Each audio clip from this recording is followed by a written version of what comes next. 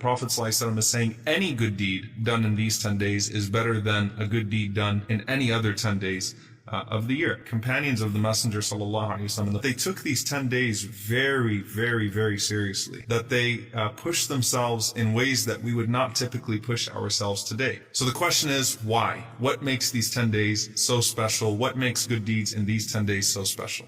In all of the 5 pillars of Islam, you have an element within these 10 days. You have Hajj, you have the prayer obviously, you have fasting, you have sadaqah. So you get the Shahada obviously, which is the testimony of the oneness of Allah subhanahu wa ta'ala and following the Messenger sallallahu alaihi wasallam. And then you've got the Hajj, which can't be done any other time. You've got the charity, which is constantly done in these 10 days. You've got the fasting, which is constantly done in these 10 days as well. And so all of the good deeds, all of the pillars of Islam have a manifestation within these 10 days, and you can't find that in any other 10 days of the year. So what do we take from this in these 10 days? What are the best things that we can do in these 10 days? Don't lose your obligations, because these 10 days celebrate the obligations, the pillars of Islam. And then the second thing is increasing your good deeds, because in these 10 days, the good deeds that are done are unlike good deeds done at any other time. So we ask Allah subhanahu wa ta'ala to allow us to fulfill our obligations, avoid those forms of disobedience, and to increase those good deeds in a way in these 10 days